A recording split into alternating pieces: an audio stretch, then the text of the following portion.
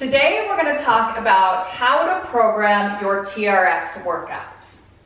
So I like to break it down into 7 different groups. My first group would be my hip hinge movements. My second would be knee dominant movements. Third, push movements. 4, pulling movements. 5th would be any rotational movements. 6th, lateral movements in the frontal plane. And 7th would be anterior and posterior side of the body movements.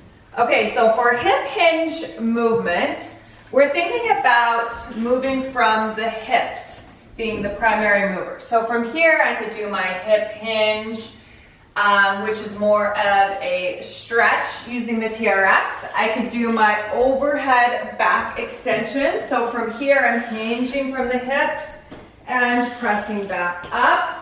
I can do my single leg RDL.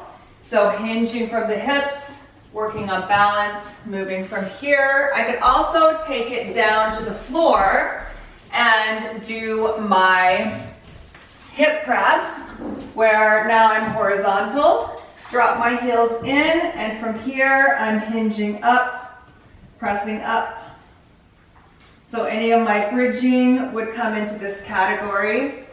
So the next one would be a knee dominant movement, and from this I would do all of my squat and my lunges. So for example, any of my regular squats here, my lunges, I could do my pistol squat here, I could do my overhead back squat. I could also do my curtsy squat from here. I could do my Cossack squat.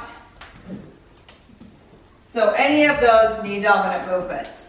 The third pattern would be rotation. So then I am doing any exercises that involve rotation, such as the power pull, where I'm adding in rotation into my workout.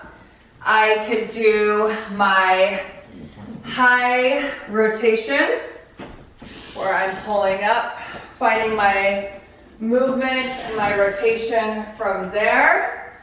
I can also do my resisted rotation, where I'm dropping back, pulling around, coming back in.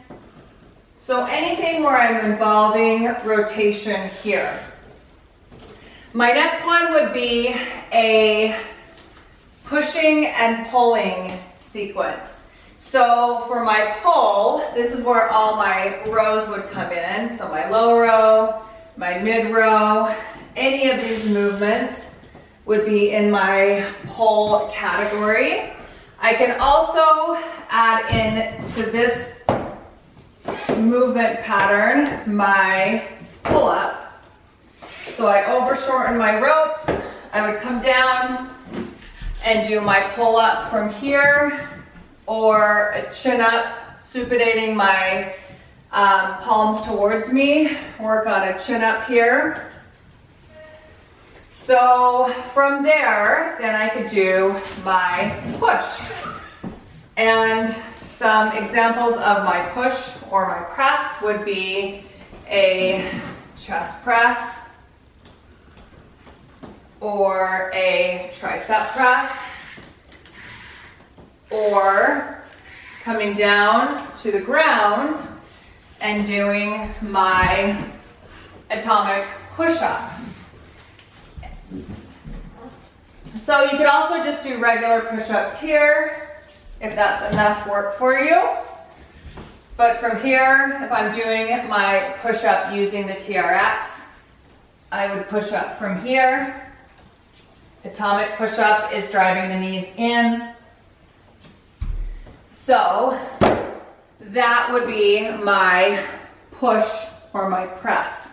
So the lateral movements, I would then come into any kind of lateral lunging. I can also go back into my Cossack squat, where I'm kind of moving in this frontal plane. Another movement would be down on the floor doing my side plank, or a hip drop is another good example, where I'm just moving in this frontal plane, moving laterally and working out from there. From here, then I want to go into my anterior posterior segment, which would be my last area that I would hit. So my anterior version or movement pattern, I would do my plank series. So anything involving bracing. I could do my lots of variations. I'm just going to show you a few. So my plank, you can do straight arms or forearms. I could do any variation here, moving into different plank options. From here, finishing up, I could work the posterior side of my body, so focusing more on my glutes and my hamstrings. So from here, lifting up, I can do some hip abduction. I could do my climbers where I'm drawing one knee into the chest, or both. So any variations here would be my posterior side of the body.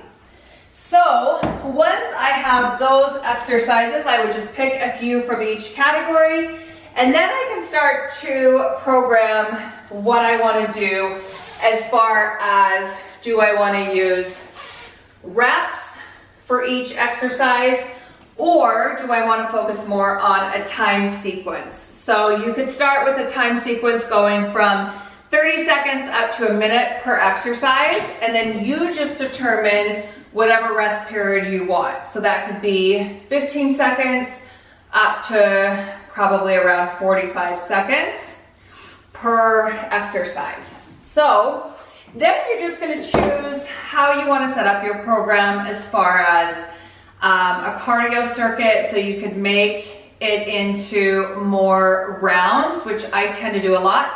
So you would pick maybe 4 exercises of whatever your push-pull, your hip hinge, your squat, however you're going to pair them, and do maybe 4 exercises at a time, and then repeat that round, have a rest period, and then choose another 4 sets of exercises, repeat that round.